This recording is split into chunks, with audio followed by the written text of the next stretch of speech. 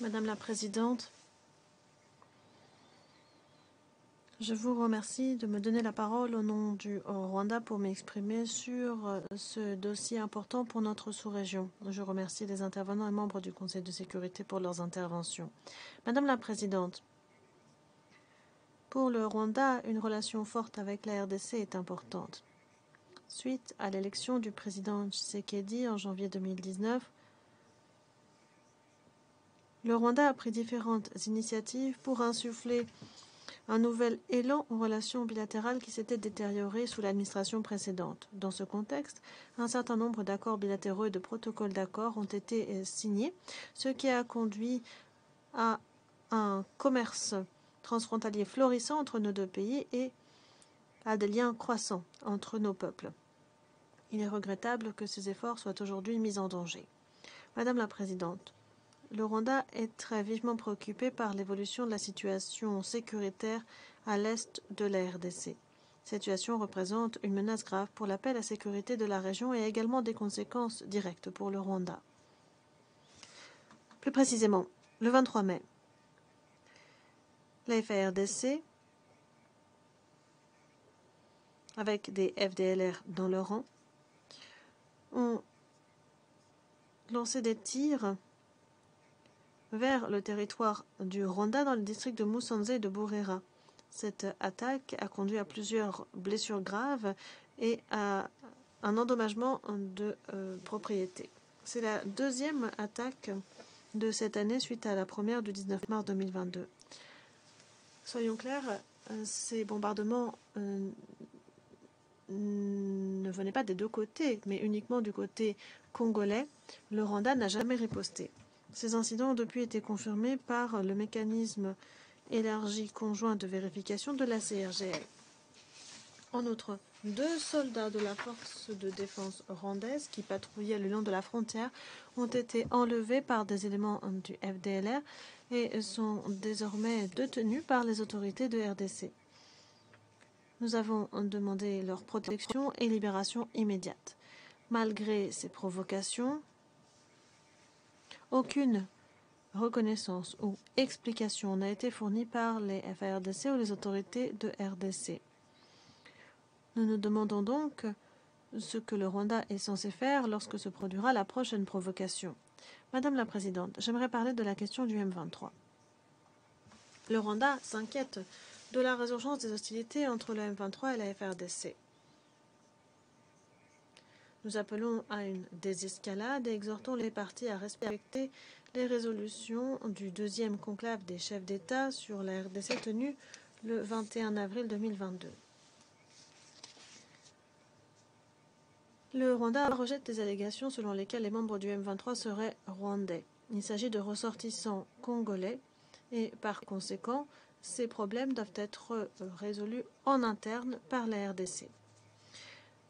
À des fins de clarification, j'aimerais rappeler qu'en 2013, suite à la défaite infligée au M23 par la force de la brigade d'intervention, un certain nombre de combattants ont fui du Rwanda vers l'Ouganda. Ceux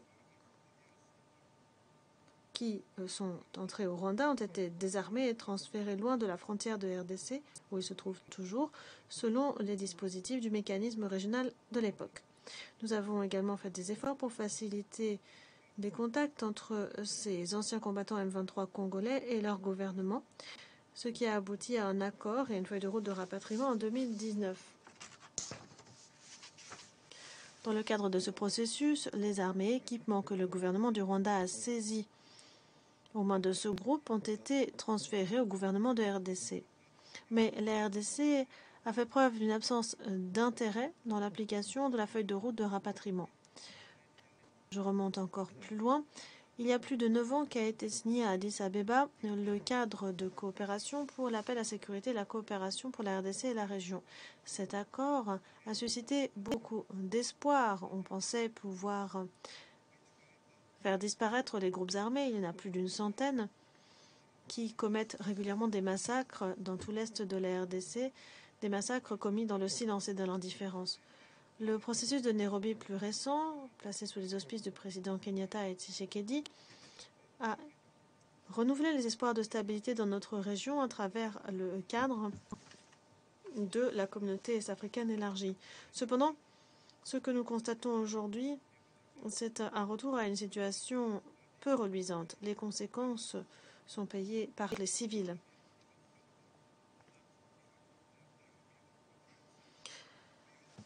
Encore plus préoccupant, et quelque chose qui devrait préoccuper au-delà de notre région, la résurgence de discours de haine contre les Rwandais et les appels au génocide qui sont encouragés par certains élus et certains responsables politiques en RDC et qui se diffusent au sein de la population. On peut le voir sur les réseaux sociaux et ailleurs. Madame la Présidente,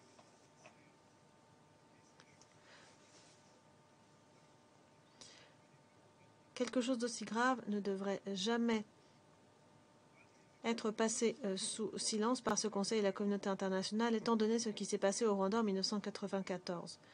Le Rwanda est extrêmement préoccupé par la coopération militaire entre la FARDC et les FDLR. Le Conseil doit se souvenir que la présence de FDLR a causé beaucoup de souffrance à l'est de la RDC et perpétué l'insécurité dans notre région depuis déjà 3 décennies. Nous exhortons les Nations Unies, à travers la MONUSCO, à ne pas simplement observer les bras croisés cette alliance entre la FARDC et les FDLR. Madame la Présidente, pour conclure, j'aimerais vous dire que le Rwanda rejette catégoriquement les allégations de la RDC selon lesquelles le Rwanda soutiendrait le M23. Ces allégations sont infondées et inacceptables. Le Rwanda n'a absolument aucun intérêt à déstabiliser la RDC. Le gouvernement rwandais considère que ces allégations sont un prétexte utilisé par certains en RDC pour externaliser le conflit à des fins de gains politiques nationaux. C'est dangereux, il convient de le dénoncer.